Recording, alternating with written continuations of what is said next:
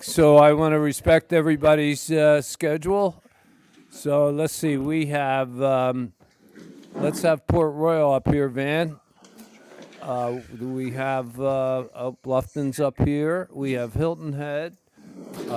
We have Beaufort, Port Royal, and we have an empty chair.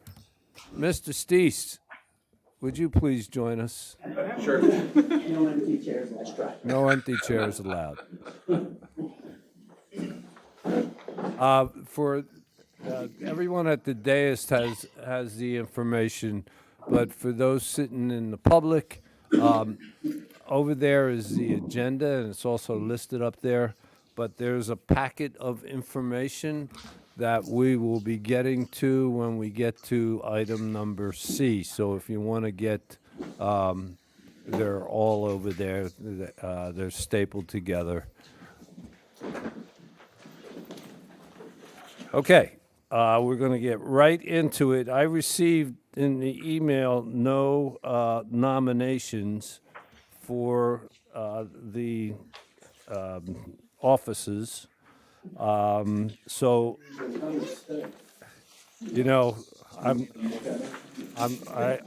starting to. I'm getting close to the record for unopposed elections, which only means I'm doing things that nobody else wants to do.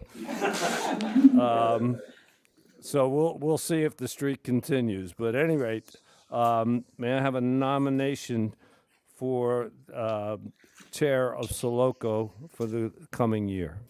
I nominate Mr. Harry Williams. Second. Oh, wow. Any discussion or any further nominations? I guess that means you accept.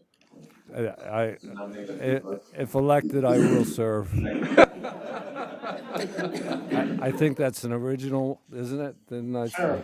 No? Okay, if there's no further comments, all in favor, please say aye. Aye. Next is vice chair. The incumbent right now is Mayor Perry. May I have a nomination for vice chair? Nominate Alan Perry. We have, that's what he gets for not showing up. Okay, we have a nomination. Do we have a second? I'll second that. Any discussion? All in favor, please say aye. Aye. Please inform Alan that he won in a landslide. But let him know you voted vigorously against it. And he will never be late for another meeting, I'm sure, where there's elections. The next office is secretary, and that's really just to be, there's no minutes taking. It's just to be part of the executive committee if we have such a thing. So I don't even know who the incumbent is. Does anyone know? I think it might have been Joe Passaman. To have someone from the county, but I'm not sure about that. But regardless, since we don't know who the incumbent is, may I have a nomination for someone to serve as secretary? Do you want someone from the county? You know what? We've typically not had it because they're not publicly elected, but that doesn't mean it can't be. So it's up to the board. We have no rules one way or the other. I'll nominate Larry too. You don't do anything, Larry. Yeah, you don't. Yeah, so you should be good at that. Oh, my. I'm sorry, I couldn't. He gave me an opening. I couldn't resist. It's that New Jersey humor, Larry. Sorry. You're not alone. We have a nomination. Do we have a second? Second. We have a motion and a second. Do we have any discussion? All in favor, please say aye. Aye. Okay. So we have Congratulations. congratulations, I'll turn. and please, Larry, and tell Alan to take down their signs within the 24 hours. Okay. Next, as you know, Soloco asked to form a child care subcommittee, and it's been chaired by Mr. Orlando Lewis. Also on that board is the Jody Levitt, and also Doug McGill is on that as well. Recently, they met here in our office with Mr. John Schoorer from the GIC, who also has a subcommittee. So Mr. Orlando has agreed to give us an update on where the committees are and potential collaboration with the GIC committee. So, Mr. Orlando Lewis, welcome. All righty, good morning. Good morning. I want to say congratulations to our newly elected officials. It was a heated, contested voting process, but glad to see you guys have been seated this morning. So again, my name is Orlando Lewis. I'm the early Head Start Director for Beaufort Jasper ELC. I also sit as the president of the South Carolina State Head Start Association. But thanks to you guys, I'm now your chairperson of this child care subcommittee. Over the past several months, we have Jody and Doug and I have kicked around quite a few ideas as relates to many of the strategies and solutions that may be needed to address the child care concerns in the Lowcountry area. Recently, as Mayor Williams indicated, Jody, myself, and Mr. John Score, we met to discuss some of the new ideas that may be on the scene right now. One of the particular strategies or solutions that's being kicked around at the state, and we was recently at the subcommittee, and DSS presented this idea, and this is something that's been piloted by the state of Michigan, but now it's actually something that they're actually doing on a routine basis. And this particular model is called a tri-share childcare model. This particular model is designed to benefit families as it relates to subsidizing childcare. This particular model is broken down into three phases. The child care will be paid for at a rate of 1/3 by the family. An additional 1/3 be paid for by the employer, and an additional 1/3 be paid for by the state. So this is the tri-share model that once again was piloted by the state of Michigan. It was a huge success, and this is something that we're looking to try here in South Carolina. I know DSS recently met with the South Carolina Joint Committee and presented this as a potential solution, and there was an ask on the table as it relates to dollars to be allocated to this particular option. One of the things that we want to present to Soloco is for us to try this particular model in the Lowcountry, for us to be a pilot hub in the state of South Carolina. We're asking that our policymakers here on Soloco back us in this request to be a hub, and also like to sit down with the SC Joint Committee. I think Ms. Shannon Erickson sits on that committee as well. Yes. To have a discussion with her and also their team about how we could how some of those funds that's been asked for at the state level be placed in the Lowcountry for us to use those dollars and use some of our partners here to facilitate this model in the state of South Carolina. I know Ms. Jody and John have met with members on Hilton Head. They have some signatures to support this particular model. So work has begun there, but we also like to make sure that we sit down with Soloco to have additional discussions in terms of how we will properly execute this particular model. So I do want to open the floor to questions as it relates to the tri-share model, what it would look like, and particularly your thoughts on this particular model. Okay, for those on the board, you need to press the button on the microphone and talk into it. When you have a green light, that'll tell you that you are live. I'll start with the board members up here, and there are also board members sitting in the audience. Valerie Guzman from Hardyville. We have Scott Marshall from Beaufort. Do we have any other board members sitting out there? No. Okay. Any questions for Mr. Lewis? I have one. Can you just elaborate a little bit on what support would look like from the municipalities or from the county? Okay, not a problem. So one of the biggest things, or I should say, I ask, is just simply supporting the subcommittee in the delivery of this particular idea. One of the biggest things that we would like to see happen is number one, there be a strong understanding of the of the tri-share model. Number two, that there be discussions with other members from the SC Joint Committee as relates to our endeavor to participate and be the pilot of this particular model in the state of South Carolina. Then also for us to have some conversations with the powers to be at DSS, who will probably facilitate this model in the state of South Carolina, so that we can have that inroad as it relates to conversation with them. So your voice is very important. Obviously carries influence. So we want to have that support from you all in that regard. Josh, if I just might add, John and Orlando shared more detailed information about the Tri-Share program, and I will forward to the Soloco board at the end of the meeting. Okay, and I just noticed, I was reading some of the emails in the attachment. I'm not on this thread, so can we make sure that I do get that email? Okay.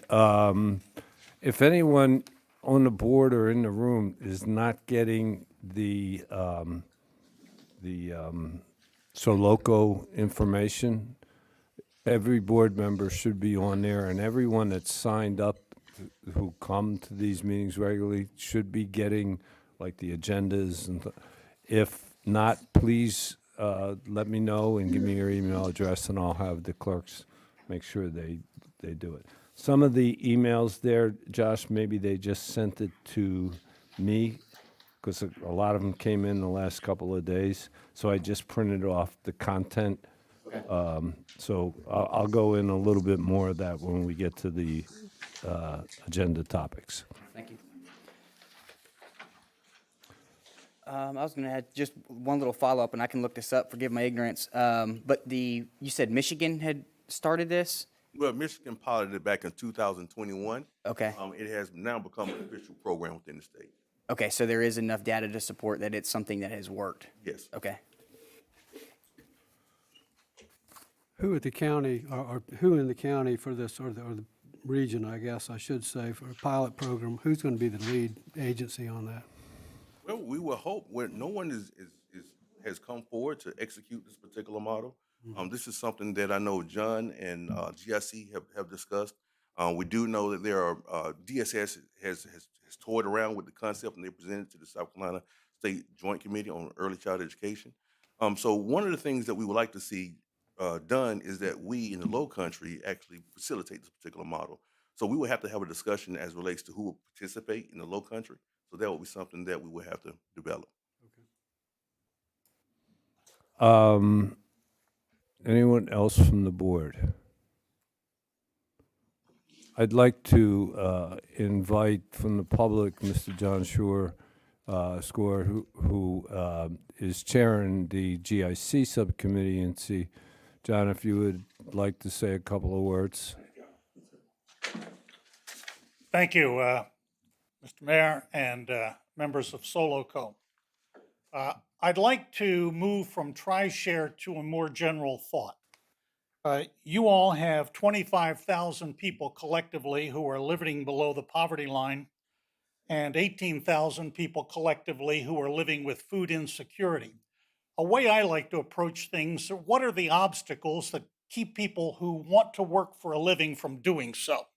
And one of the obstacles, as more and more research has revealed, is the paucity of affordable, accessible, quality childcare, which keeps at least one parent out of the labor market to care for children. At the same time, you've got 7,000 small businesses in the 2 counties that are clamoring for workers. So you've got, how do we make that connection? They clamor for workers because South Carolina has the 4th from the bottom labor participation rate in the country out of all 50 states. We can do better. How do we do better? I'm here to suggest that meaningful reform is going to come from Columbia. We've got some people like Shannon Erickson and Senator Ross Turner who are working hard on that. But candidly, I'm not sure they've got the throw weight to make it happen. On the other hand, here in Beaufort and County and Jasper County, we've got a legislative delegation that is more and more recognized as powerful in Columbia. You're the think tank for your 2 county governments and the 7 municipalities. It's our thought that if you find a way to communicate with those parent governments so they in turn pass up the chain to our legislative delegation, we'd like you to make something happen, I think that would take us a long way to curing a problem that exists here in South Carolina. As to TriShare, we believe it is a useful additional arrow to add to the quiver. It's not the be all and end all, but not only Michigan, but North Carolina and Kentucky, and to varying degrees, 8 other states that are getting into it, are proving that it adds value. For an employer, it produces an employee who has a connection with that job and that enterprise. It promotes employee loyalty. It promotes stability. It promotes getting out of poverty. It promotes getting out of food insecurity because instead of one or no spouses working, you have an additional spouse working, all to the good. Not looking within TriShare for money from the counties or the municipalities, although that's a possibility, but we see more of a statewide play on this, instead looking for you to use the heft, the wisdom that you have to communicate with our 2 legislative delegations in pursuit of making something good happen in Columbia. Thank you for the opportunity. Thank you, John. Does anyone from the board have any questions for John and his statements? I have a question. I have a question, please.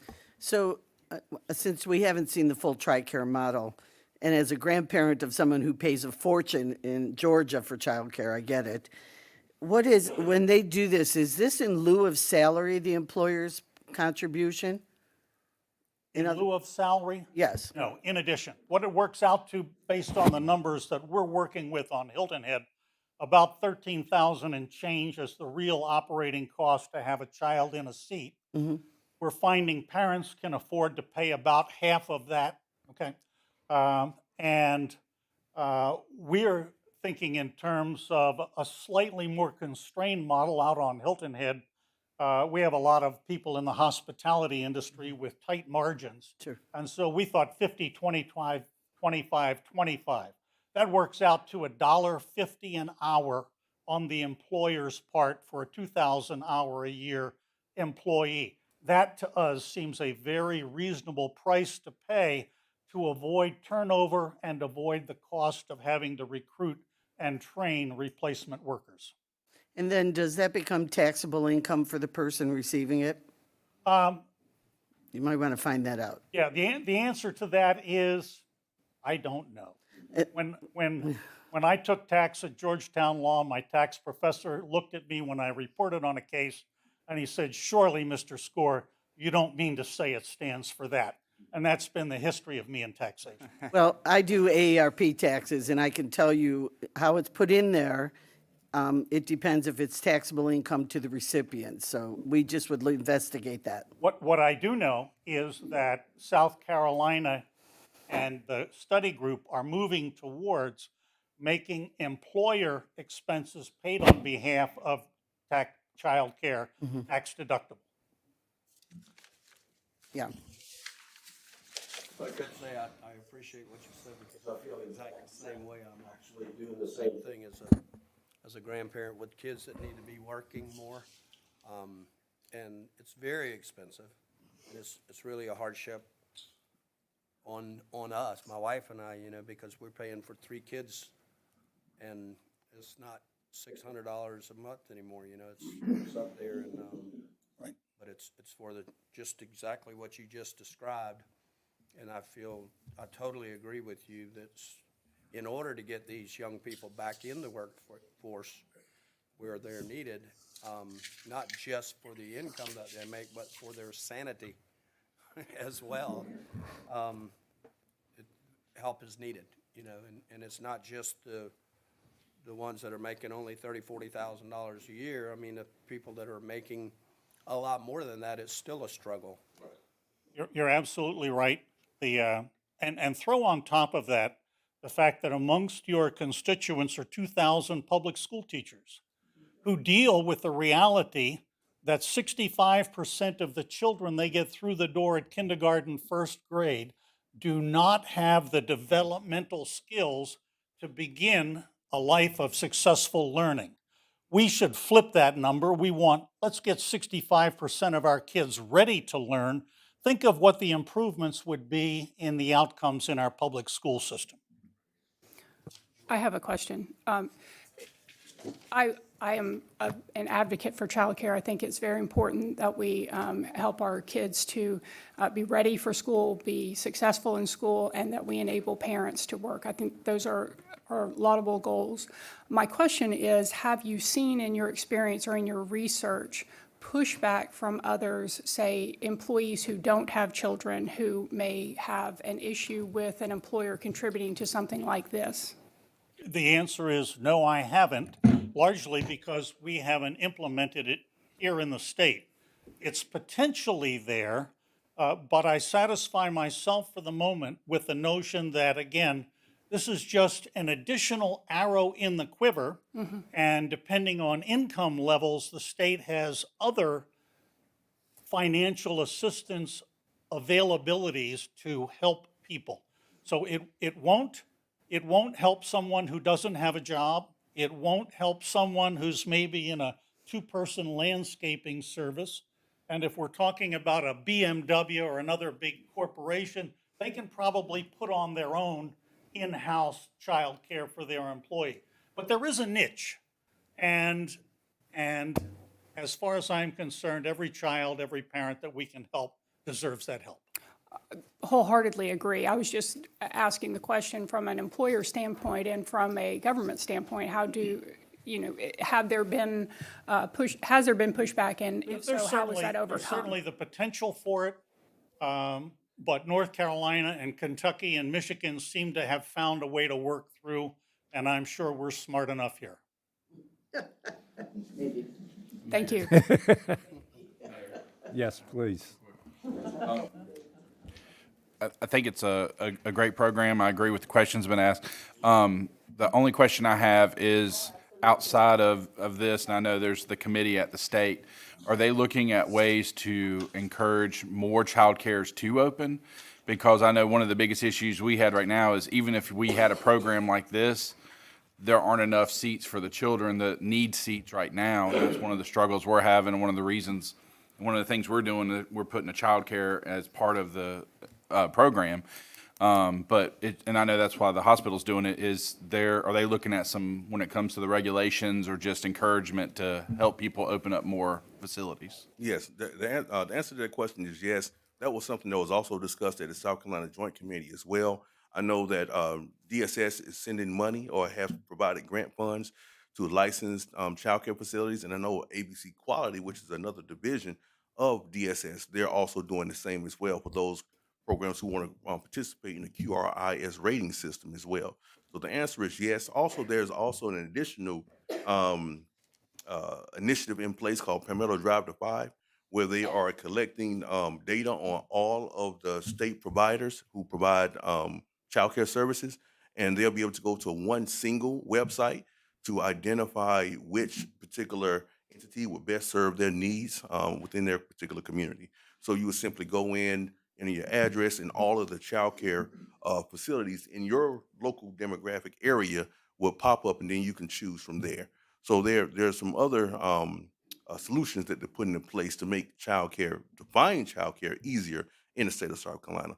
I would also like to add, as it relates to TriShare, I know in the state of Michigan, because South Carolina has already have subsidized childcare in place, in the state of Michigan, the federal poverty level is between 201% to 325%. So those families who fall below the 200% federal poverty level, then of course there are some subsidies already available for those families. So I'm sure DSS is looking at a very similar model as well, just to make you all aware of that. And that was Palmetto Drive to Palmetto Thrive. Drive to 5, yes, sir. Any other questions? Josh? Yeah, absolutely. And actually, Stephen, I was just going to ask you if you could provide some more details about what it is that you're doing, because I understand I think you spoke about this previously at another event, to try and incentivize or attract that kind of business to come to the area. What are you looking at doing? So we're doing an economic development project right now over in Buckwalter, and as part of that, we're actually getting one of the buildings back to use as an incubator, co-work kind of growth space. In that, we set aside 5,000 square feet for a child care facility that we're using. We actually put an RFP out, and it's somebody who went through our DRCI program who's going to be starting a new child care facility. And as doing that, we require them to be able to offer, I think it was 25 or the third or somewhere in that range of their seats for vouchers from the state to be able to make sure they were affordable. So it's one of the things we know if you're trying to get employers, childcare is a big, huge part of that. So we made that part of our economic development project. And then I know the hospital, they've done their childcare facility mostly for their employees, which is similar to like y'all were talking about with like BMW or other places being able to do their own. But we did a survey in researching on doing that, and what we found is, you're 18 to 24 months out for waiting for a spot for childcare in the town, and that's if you can afford to do that. So that's where my question came about, is trying to figure out a way to encourage just even more facilities, because if not, you can supplement it all day long, but if there's no spaces to go into, then you're still got 500 people fighting for 200 spaces. And then did you have another? No, just wanted more information on that. One of the things, and I know, Scott, you're on the committee, the subcommittee. What would be the committee's thoughts, and that's why I was looking at Scott, even if it's not a direct support of something like TRICARE, but doing some sort of draft resolution for councils, county, local to consider to encourage this committee to address childcare and give some options of things that we think they should consider, and ask the councils to adopt that and share that, like we've done with the hate crime, like we've done with, I think it was distracted driving and some other things similar in the past. And what Mr. Steese is asking, and John alluded to it too, if you could present a resolution, for lack of a better term, to this group. We have in the past all signed something that we've supported and sent it to Columbia. So if you could give us that model, and then, of course, we all have to take it back to our legislative bodies for their approval as well. But once we get that collective approval, and I think that's what Mr. Stevens is asking for, we can then vote on it and send it to send a very strong collective voice to Columbia that we would like to support certain things. But I think we need you to guide us on that verbiage, okay? If you and John and Jody could get together and give us a model, perhaps, for next meeting. Does that sound like a plan? Does anybody want to add to that or subtract? No, I agree, Mayor, and that's where the only thing, I know it's going to have to be vague enough, because we won't know what the true TRICARE program would look like, and that's where I was leaning on Scott, is he knows what he would have to take back to his council if he was to draft one up, is to make it vague enough just to know that this is an issue that we all kind of agree to, that it needs to be addressed. We're asking, they have this committee, ask the state to look into it, and here's some things that have worked elsewhere that we think the state should kind of investigate. But Send this to Columbia, or go to our delegation first? Any thoughts on that? That's a good question. Maybe the committee and our So- delegates? The committee and we have two delegations, Beaufort and Jasper. Yeah. Some of them overlap. That's what I was thinking. But the Beaufort delegation does have, I guess, more clout, if you will, than they've Well, had in in this a lot of area. years. Well, this in area. the state. 'Cause they're chairman of a bunch of committees. Right. And so my question is, do we go through them first, then Columbia, or? That would be, that would be my gut instinct, to take it first to our delegation and let them take it to wherever it needs to go. And Shannon's on that. And Shannon's on there. But I guess what we need to come to, I think the most powerful one would be if we all have the same resolution and each legislative body passes the same one, so we can send one voice to our delegation. So between what you offer to us and perhaps in advance of next meeting, I can send it to the board so they can red line where they want. So by the time we come to the next meeting, we have a document that we can all vote on. Does that sound like something, a plan? Again, anybody want to add to that or subtract? And I don't mean to be a devil's advocate or anything, but, You're a devil, so go ahead, advocate. you know, that I could see something coming up, as far as government and the private sector. You know, I mean, there are tons of people out there that own their businesses.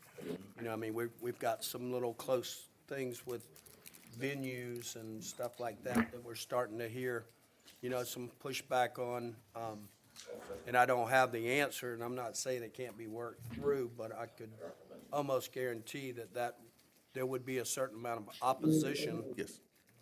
from the child care private sector, if we don't get it right, so. I think that's where Ms. Levitt could be a big help in terms of, because she's in the business now. So your fingerprint on Ms. Levitt would probably be very helpful. Yes. One nice thing, if I could make a comment in response, at the end of the day, this is an old shipyard term, it'll be up to the Department of Social Services to design, fabricate, and install the program. And I expect that they have enough experience working with the child care providers to get things sorted out. If you asked me specifics and details right now, my answer would be, I can't tell because we haven't begun those discussions. But the important thing is to see the legislative delegation and the special committee and ultimately the legislature pass the authorizing legislation, put some money aside to fund it, and give the direction in general terms to DSS, which is another way of saying you won't get stuck with sorting that out. Right. Sure. Ask Dan if he wants to say anything. He's put a lot of legwork, Dan. I was particularly not asking him, so he wouldn't have to listen to me. I'm reading his face. Okay. Anyone else from the public, would anyone from the public like to make a comment or ask a question of the subcommittee or the board? And, you know, that includes anybody with the last name Wood. Ms. Levitt. Thank you all. I just want to throw in, because as a provider, one of the things that we're not recognizing is that the capacity exists for additional seats. There are childcare providers currently who have the capacity, but we do not have the staffing available to fill that capacity. So it's beyond just the cost to provide. What's happening, if you talk to the people at TCL, if you talk to the people providing the educational curriculum at USCB, that funnel is decreasing. The number of people looking at early childhood is decreasing. And why is that? Because it's not a career that creates a sustainable wage, a living wage. So there are more issues than just how to pay for childcare. We have to look beyond that and try and figure out how can we balance providing a living wage for those people who are in a square box with an incredible amount of energy every day for 8 hours. My teachers are heroes, I'm telling you. Um, and affordability for parents. So there are a lot of other peripheral things that our committee needs to work on, but this is just step one. But I just don't want anybody to think we have to go out and build a whole lot of new childcare centers, because what we need to do is start by looking at the capacity that's available currently and how do we fill that capacity. So, anyway, I just wanted to share that. Thank you. If I could ask you just one question. What percentage of your employees, teachers, whatever the title is, that work at the daycare center or childcare center have children there as well? Right now, I have a very small percentage, maybe 2 or 3 of our families have children, but their children they've been with me long enough that their children have grown and aged out. And to someone's question, maybe it was yours, Angie, about, or I'm not sure, maybe. Anyway, the question about, well, how do you give to one employee and not to another? Well, in our case, we provide free tuition for our teachers that have children. I have teachers that don't have children. Nobody has questioned and said, why do they get it and I don't? So, it's all a matter of presentation from the corporate side. The other piece I just want to throw out there is we, John Score, myself, Tom Hens, we are also working on the business side with the Chamber of Commerce.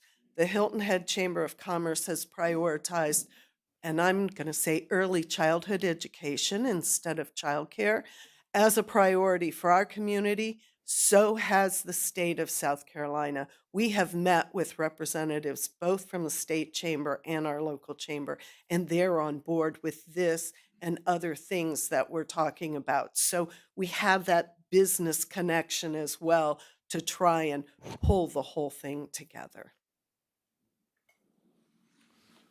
Well, that's a big task. You have big shoulders, Mr. Lewis.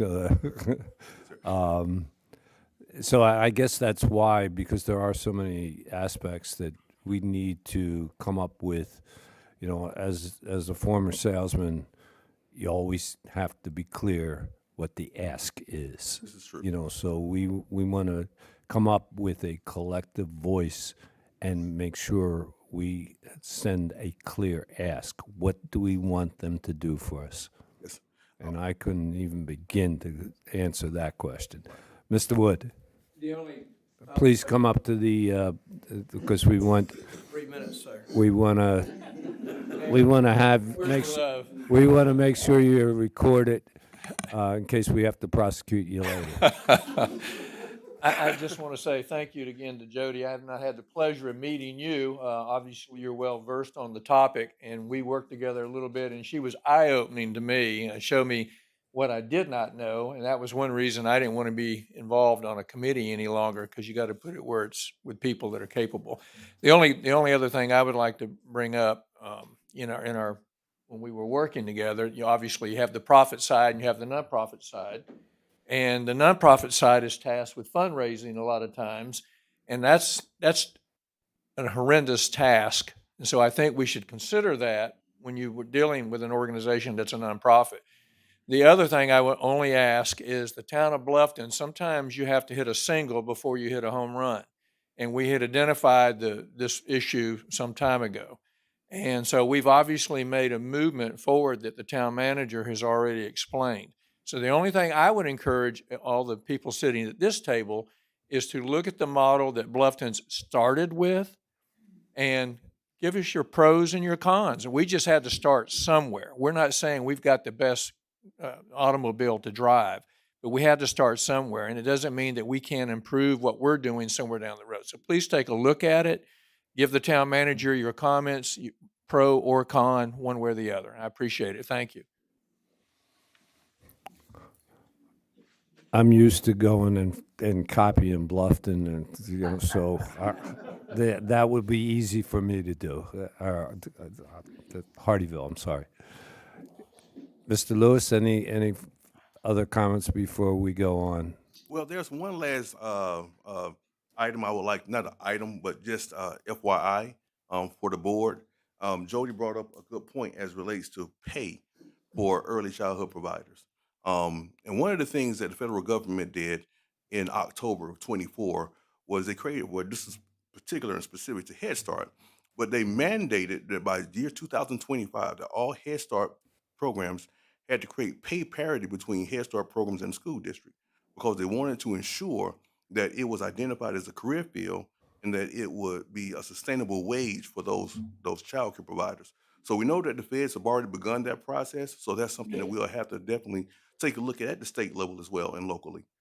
Because to be able to fill those seats, as Jody stated, you have to have qualified personnel, but you have to have qualified personnel who are making a livable wage. Are there any state or federal regulations mandating certain levels of pay, or is it just like any other business, whatever the market will bear? Correct.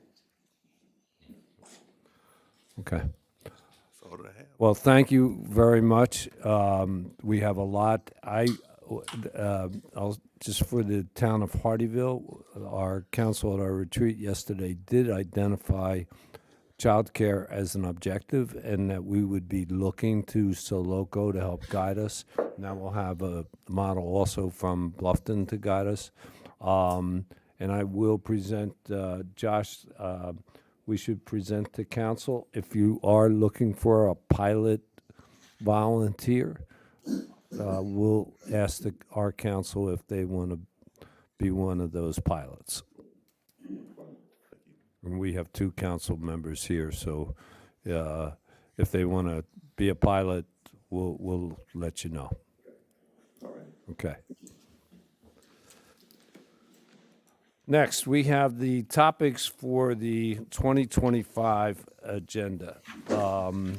You'll see stapled together, and they're available for the public, as I mentioned earlier, the things I've received from various people. And I just summarized them. I also, on the second page, you'll see the poll for the 2024 agenda items, so there might be some things on that you may want to consider that we didn't close out, that we want to pick up again. And the last couple pages were these supporting emails that I received from various people. So my little bullet point is more defined in the enclosed emails. So what we want to accomplish is to lay out a list of, we have 10 more months in this year, what the board would like to pursue going forward. Keep in mind also we have subcommittees that we've, including what we heard today. We have, I see Mr. Merchant is here talking about the different growth boundaries of the municipalities. And also we have asked for a litter subcommittee that hasn't gotten off the ground yet. And I'll take the blame for that. I haven't kickstarted the volunteers yet. So so keep in mind that we do have several subcommittees already going. So what I'd like to do is I'll just go through these real quick for everybody. The Beaufort County is taking a plastic bag survey, and Chairperson Howard has asked that possibly March she present to the board the results of that. That's probably not a full meeting. We also had a request to bring up the unhoused population problem that seems to be growing It is also that our council from Hardyville has talked about, but again, that's another one that we're looking for guidance from this committee, or this board. Also, another thing that we're talking about in Jasper County, and Jasper County has a retreat today, so they're not here. How do we deliver fire and EMS services in both counties and have a discussion on alternative options? As we all know, we're starting increasingly to compete for the same workforce for police and fire. And the way it is structured, is there a better way? Or is the way we have the best way? But certainly that conversation has been asked to be brought forward. And we will be, we being Hardyville and Jasper County, the subject of shared services is something we're going to promote. We've had a request to invite Courtney Kimmel to discuss the wetlands protection, and that email is in your packet. I added A and B, that we should also, this is a regional committee, invite Jasper County, because as most of you probably know, they do have a moratorium in place in an attempt to preserve parts of their county. So they should be part. And also, Kate Schaefer, the Open Land Trust, I understand there are, through the Open Land Trust, designated, quote, green areas that perhaps Kate could share with us, those areas that want to preserve. This particularly comes up because both Beaufort and now Jasper County, they passed a referendum, will have funds that will be accumulated for Greenbelt initiatives. Lobby our state delegations to protect hunting dogs from abandonment. Mrs. Guzman, who was elected a few weeks ago to be Hardyville's mayor pro tem, I tease her all the time because she is the first Sri Lankan woman to serve in that capacity in the city of Hardyville. We both have this thing about rescues, and right now there's no law protecting hunting dogs. Apparently there's what we hear from the rescues that people can just abandon their hunting dogs after they're done with them, and they're being left, and so there's legislation protecting some of this, but not hunting dogs. And that would be a similar initiative, just like, any initiative where we jointly send a note to our delegation.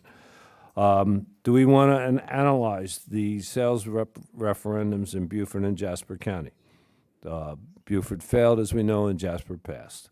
What effect will that have, and if there's any opinions on what Beaufort County should do in the future? Discussion on how to prevent overdevelopment, and that probably ties into the Greenbelt initiatives as well. Review of each jurisdiction's comprehensive plans. And also what we've done in the past is ask each jurisdiction to give a 15-minute presentation of what their goals are for the coming year.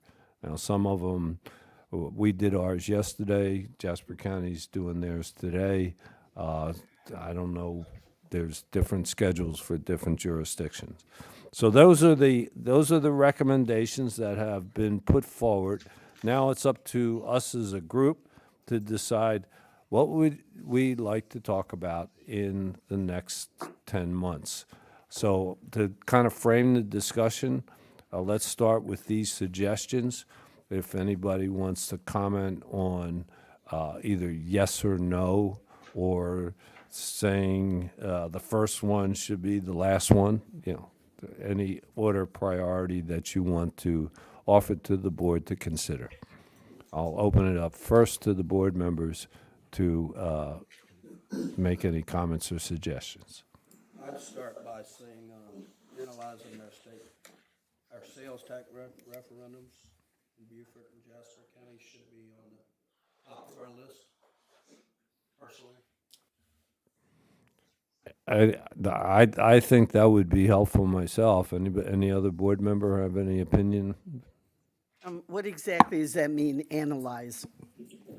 Well, I think Vague. in terms of this board, it's an open discussion on what they think should be, what their thoughts are, what their observations were. And also, I think it probably would include whether or not they think Beaufort County should pass or put forth a referendum in 2026. Okay, just clarifying. Do you have any, as a member of this board, Well, I could do you tell have you, an opinion on that? we're setting our priorities February 4th, so we'll be able to do the jurisdictional goals.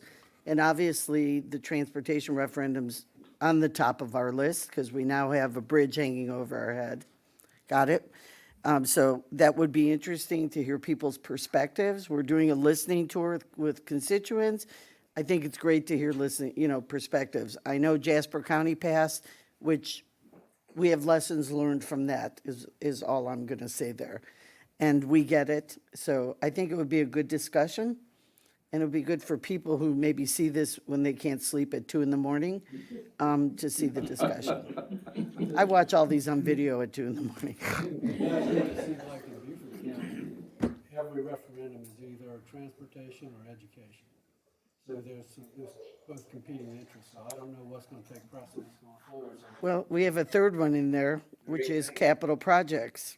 We have a law enforcement center we'd like to do, and no funding for that either, so True, and it's all up. in Beaufort County, I would like to see some point of discussion of local option sales tax. We're one of 3 counties or 4 counties in the state that doesn't have it.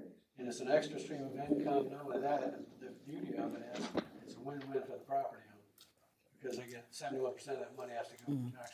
That's on the table too. Yeah. 3 years ago? Yeah. So everything comes back. Right. Yeah. It's a big circle. So that sounds like there's a lot of, thoughts and observations that perhaps we should make this a conversation for one of the meetings. Anyone else on the suggestions that are put forward? Anybody want to add their support or their opinion on whether or not we should discuss that topic? Mayor. Yes. As you know, we recommended one, which was the wetland protection.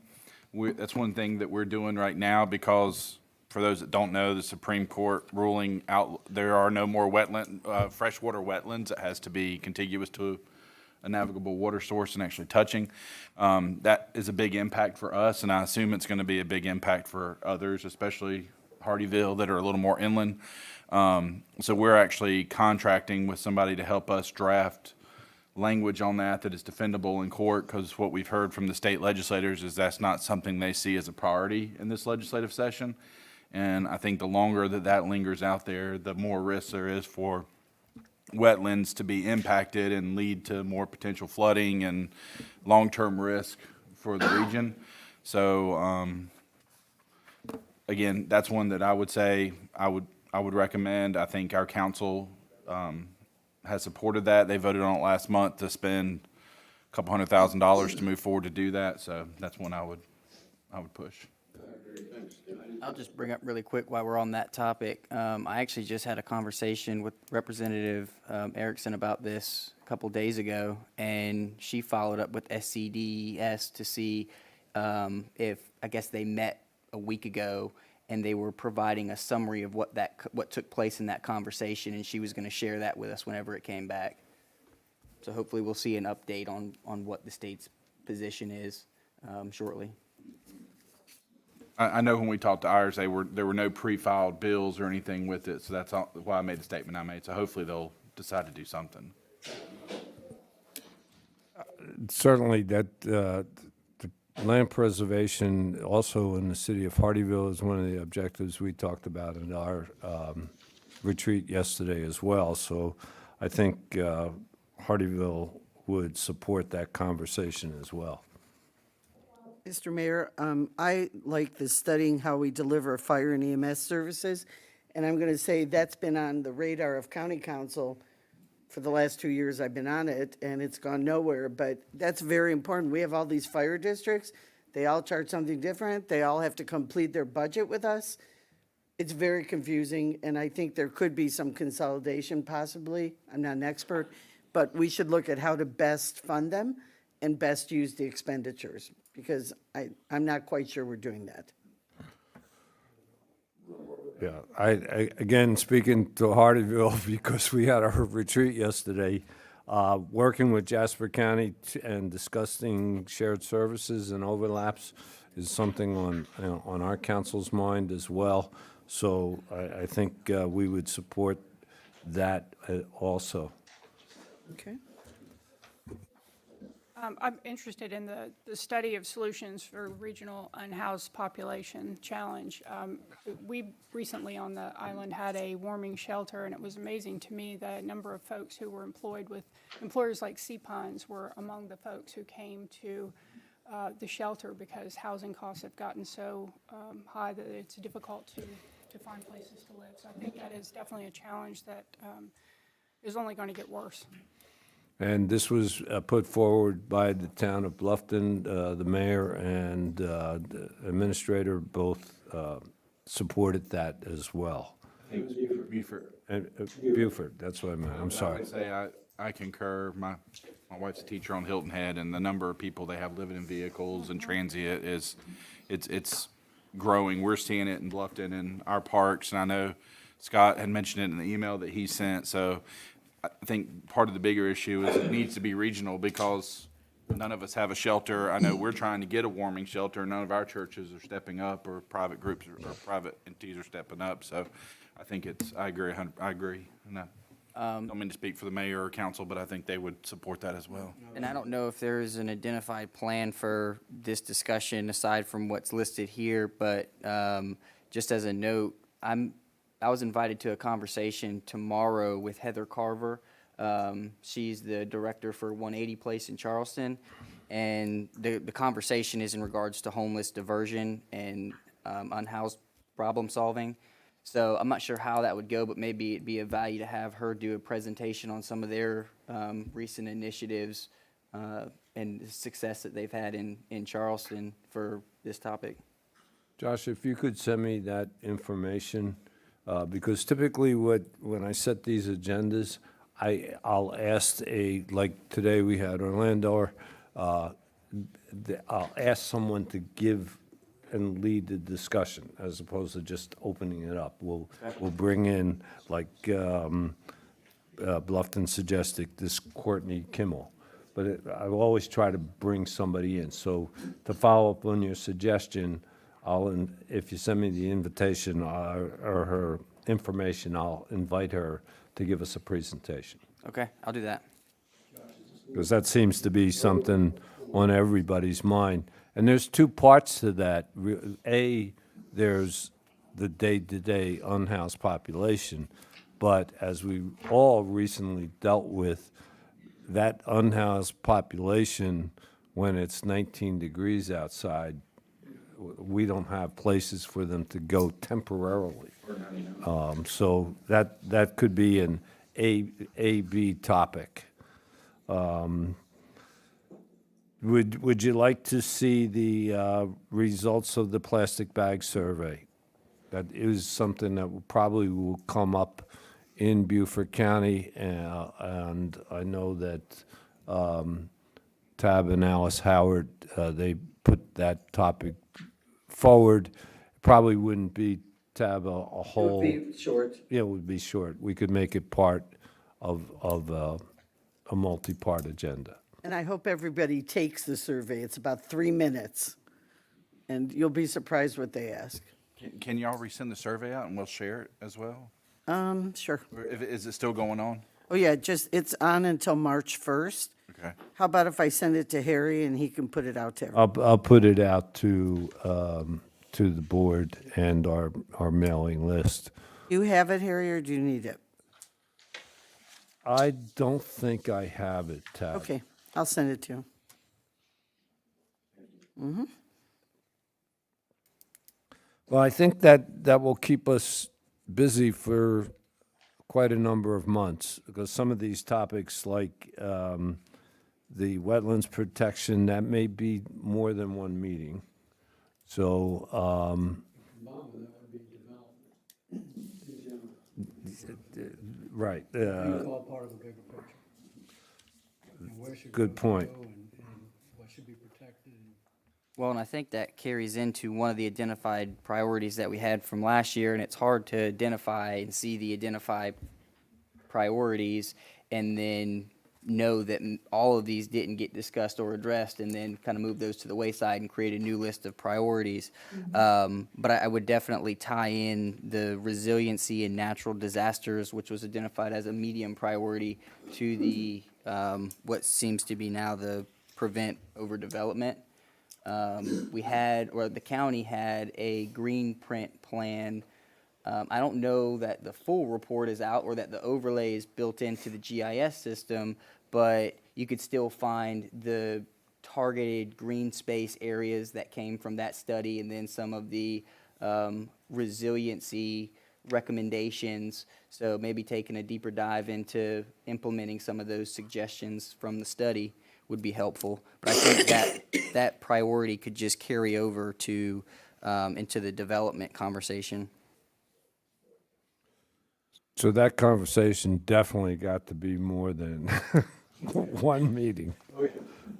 So what I have is that we'll tie in the fourth bullet point, A and B, and the discussion on how to prevent overdevelopment. We'll tie that in, as well as I made a note to have the green space study, and perhaps we can have Kate help us with that as well.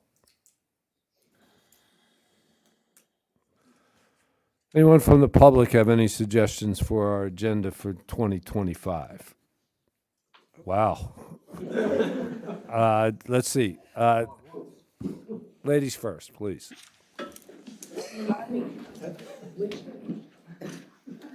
Sorry, Jocelyn. Good morning, Taylor Ladd, Planning Manager for Beaufort Jasper Water and Sewer. I think this will tie in really well with some of the conversations that you're having, but next month we are kicking off our Water and Sewer Master Planning Initiative. And I am lucky enough to receive the assignment as project manager. So I look forward to engaging with your staff and many elected officials on this project. It will be very heavily grounded in planning, land planning conversation, discussion, and looking at growth and projections. Of course, there will be your typical engineering and technical side to it, but very much foundational with the planning discussion will be a part of this plan. We expect it will look kind of like, I guess, what you guys are used to seeing as a comprehensive plan. And as a planner coming from a municipal background, I can't help but tie that in there. So I just want to offer that. We're looking at delivery probably late summer for this project, but I'd like to offer providing an update or some kind of short presentation about our findings and the process as well. Thank you. That's Can I ask one question before she sits? sure. Sure. So, nice to meet you first. But one of the things that we had as a high priority last year was the update on capacity and priorities, and then coming out of the update that we received from Beaufort Jasper was you guys are essentially at capacity, and then it was determined that about 50% of what's being used, it goes towards irrigation. So my question is there value in us having a conversation regarding green infrastructure and potentially reducing the amount of runoff to the system? Because another one of our issues that we're trying to tackle is stormwater. So is there value in a green infrastructure conversation from Beaufort Jasper's position?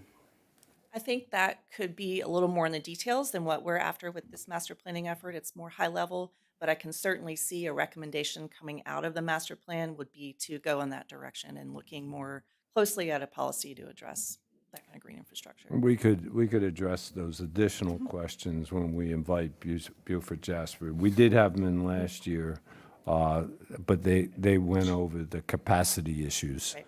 and what they were doing. Verna spoke to the group last year. Right. Yeah, and given the growth that we've all experienced exponentially in this area, we're kicking off a new master planning. This will be a brand new master plan so that we can be sure and include these observations and get good, solid data from staff and the planners who are working in the area with developer input as well. Thank you. Absolutely. Jocelyn. Hi, everyone. I am Jocelyn Steiger, the Government Affairs Director for the Beaufort Jasper County Realtors and the Hilton Head Area Realtors. It's nice to see you all. I bring this up at each municipality, the council meetings and Soloco and county meetings. Affordable and workforce housing, attainable housing. We've discussed it ad nauseum. All of you have. It's not on the list. Yet, what I continue to hear at each council meeting for everyone's jurisdictions is stop growth, stop development, preserve land. Now you're talking about finding housing also for homelessness. So I've been saying for years that I think these two things are directly opposed to each other, and I don't understand how we can keep doing both in all of our jurisdictions. If you want to stop growth and you want to stop development and you want to preserve land, then you can't have high density affordable housing developments or the things that are needed to be done to get this housing built. So I don't know if it's an agenda item or discussion, but we can't keep doing both. They're in opposition, and I want to keep affordable and workforce housing at the top of everybody's lists, even though I know you're all working on it. Thank you. So perhaps we can make that a part A to the conversation of, overdevelopment and preservation, because like you said, it's sometimes, and many of these issues, there's competing objectives, and so I wrote it down. Dan, you're the last one before adjournment. Mayor, a lot of this, what I'm about to ask, I think will probably reveal itself on some of the wetland discussions. But the stormwater issues and flooding. During the last hurricane period, Bluffton had substantial flooding. One development has been hit twice in 8 years, and I'm talking water waist deep, numerous houses impacted. So we've started having some general discussions about that, and the cost would be prohibitive. And most of these jurisdictions were built on a 25-year storm system, which is inadequate by today's standards. So a lot of the PUDs do not have the resources to go in and rebuild these storm drains. So anyway, what I'm asking is, and again, I hope that leads itself into some of the wetland discussion and preservation, but I would hope that, and Stephen, I'm asking you to find out from the other jurisdictions who did have flooding and the magnitude of the flooding, because this is not going away anytime soon. I can only imagine a neighborhood that just flooded twice in 8 years getting flooded again in another 2 years. I know Hilton Head had the opportunity years ago because they were flooding, and they were able, just the nature of the design of the land with the lagoon systems, they were able to go in and take over control of the stormwater systems from other PUDs, and then they put their own pumping system around the island. So that, that's a unique opportunity that Hilton Head had. But anyway, I just want to make sure that gets looked at and discussed in great detail, because it's going to be cost prohibitive. And I've already talked to the state, Senator Davis and others about, future funding for some of this, because no one jurisdiction is going to be able to do it on their own. Thank you. It's not just flooding, the sea level rise as well, particularly for us. You wouldn't think we had any more problem with global warming after last week, though. Mr. Merchant. Thank goodness. I apologize because I know you said the last speaker has already spoken. I'm fickle. I'm fickle. Yeah, I just wanted to, I think it's a good summary. A lot of the issues that came up, I think that this Soloco Growth Subcommittee could address, and I think that the question of overdevelopment and where we grow is closely related to affordable housing, because I think that, we want to make sure as a region we're targeting affordable housing in places where it makes sense, that's accessible to services. So I think it can be a win-win if we have a shared vision to preserve land in the right places and to concentrate growth in the right places. I think that it's not a yes growth or no growth. I think it's managed growth. And so I think that our subcommittee, we're prepared to come back. I would say in the March timeframe. I know that we have a lot of competing interests, but we are working with several groups. We're working with the military, with the Sentinel landscape about possible path forward to have some sort of workshop to look at regional growth issues that we'd like to come back to the committee and talk about. So what I'll suggest is that on the March agenda, because we can do multiple things, we'll get an update from the survey, we'll get an update from Rob, your committee, and Mr. Lewis, I'll ask you if you want time to update your committee. So we use March as updates to committees, okay? Okay, great. And typically, on an ending note, what we'll do, and one of the reasons you voted it in the quote executive committee, prior to each month agenda, I send it to that executive committee. So Alan and Larry will approve each month's agenda, and I'll work this out, get it approved by the executive committee.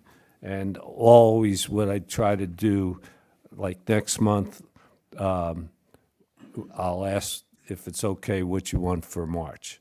So right now, based on my notes, what I'll put down is I'll invite Beaufort and Jasper County for February to give a brief overview of their goals, and that could lead into the discussion on any input we want to give in terms of referendums. And that could be transportation, capital, green space, whatever Beaufort comes back and says their goals. So I'll tie those in together. Does that sound okay for this board for February? It does. Okay. Sorry, I've held a 70-minute meeting. It doesn't happen often, but it was a great discussion, so I think it was worth the extra 10 minutes. And thank you for coming and giving us your time. See you February. Mayor. Angie, tell Mayor Perry. Mayor, real quick, just before you close out, there was something you brought up last meeting, and it was in regards to having a more formal systemized maybe delegates to the subcommittees to help out. Is that something that maybe you already did or you still want to do? Thank you. I didn't do that. I didn't know if maybe we wanted to bring a list of the subcommittees next meeting and then identify who was going to be the liaison to that subcommittee. I did ask for that. So, everybody, would you just, one quick note, please send me At ease. your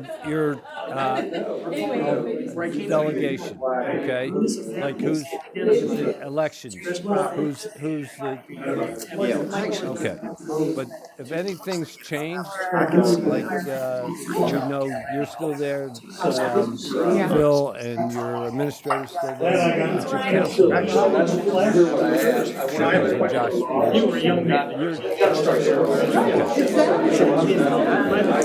I think you're on the list. Okay. Thank you again. Sorry.